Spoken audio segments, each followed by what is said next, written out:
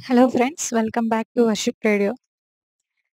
పంచలింగాలలో ఐదవది అయిన వాయులింగం శ్రీకాళహస్తీశ్వర స్వామి వారి గురించి ఇప్పుడు తెలుసుకుందాము. శ్రీకాళహస్తీశ్వర స్వామి దేవస్థానం ఆంధ్రప్రదేశ్‌లోని తిరుపతి జిల్లా శ్రీకాళహస్తి పట్టణంలో ఉంది.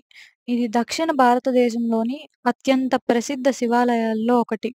శివుడు తనను ఆపి మోక్షమివ్వడానికి ముందు కన్నప్ప లింగం నుండి ప్రవహించే రక్తాన్ని కప్పడానికి తన 2 కళ్ళను సమర్పించడానికి సిద్ధంగా ఉన్న ప్రదేశంగా కూడా చెప్పబడుతుంది.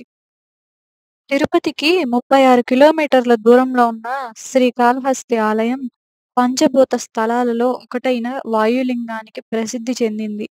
ఇది గాలిని సూచిస్తుంది. ఈ ఆలయాన్ని రాహుకేతు క్షేత్రంగా, దక్షిణ కైలాసంగా పరిగణిస్తారు. లోపలి ఆలయం 5వ శతాబ్దంలో నిర్మించబడింది.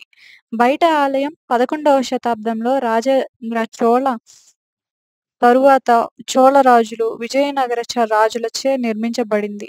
వాయు రూపంలో శివుడు శ్రీకాళహస్తీశ్వరుడుగా పూజింపబడతాడు. ఈ క్షేత్ర పురాణం ఏంటంటే, స్వర్ణముఖి నది తీరాన వెలసిన ఈ స్వామి శ్రీకాళహస్తీశ్వరుడు. స్వయంభులింగం. లింగానికెదురుగా ఉన్న దీపం లింగం నుండి వచ్చి గాలికి రెపరెపలాడుతూ ఉంటుంది. శ్రీకాళహస్తిని దక్షిణ కాశీ అని కూడా అంటారు. ఇక్కడ అమ్మవారు జ్ఞానప్రసూనాంబ. అంబాత్రయాలలో ఒకరు. శివలింగం ఇక్కడ వర్తులాకారం వలె గాక చతురస్రంగా ఉంటుంది. స్థల పురాణ ప్రకారం ఇది బ్రహ్మకు జ్ఞానం ప్రసాదించిన ప్రదేశం.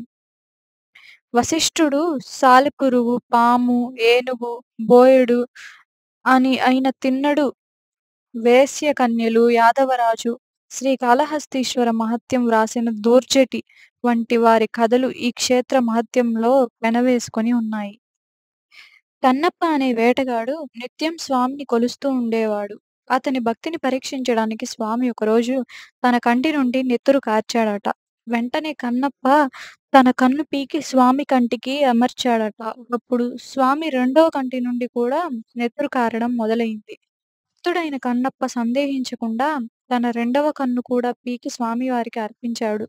స్వామి ప్రత్యక్షమై భక్తుడైన కన్నప్పని కరుణించి ముక్తి ప్రసాదించాడు.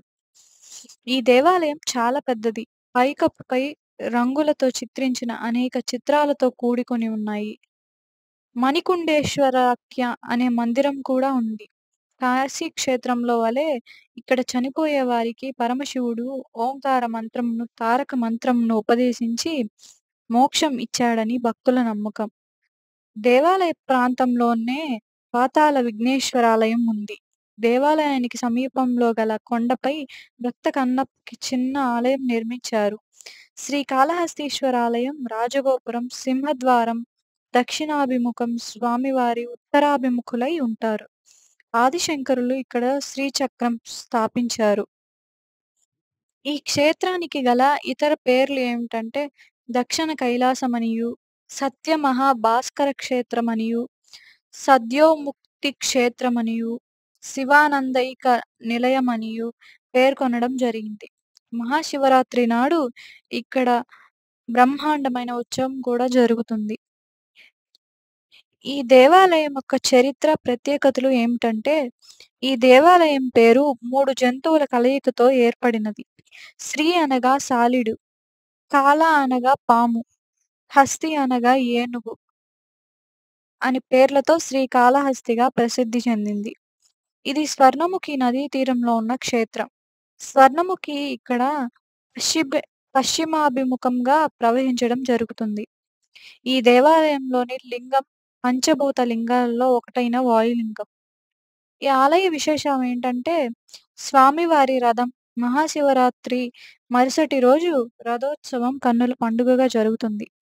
శ్రీకాళహస్తి ఆలయ నిర్మాణం ఏంటంటే, ఈ దేవాలయంలోని అతిపెద్ద దేవాలయాల్లో ఒకటి. ఆలయం లోపల అమ్మవారి సన్నిధికి సమీపంలో ఒక ప్రదేశం నుంచి భక్తులు కొన్ని ప్రధాన గోపురాలను సందర్శించవచ్చు. ఇలాంటి సదుపాయం భారతదేశంలో కేవలం కొన్ని ఆలయాలకు మాత్రమే ఉంది. రాహుకేతు, సర్పదోష నివారణ పూజలు కూడా ఈ ఆలయంలో విశేషంగా జరుగుతాయి. దేశం నలుమూలల నుంచి వచ్చిన భక్తులు ఇక్కడ తమ దోష నివృత్తి కావించుకోవడానికి ఇంకా రుద్రాభిషేకం, పాలాభిషేకం, పచ్చకర్పూరాభిషేకం మొదలైన పూజలు కూడా జరుగుతాయి.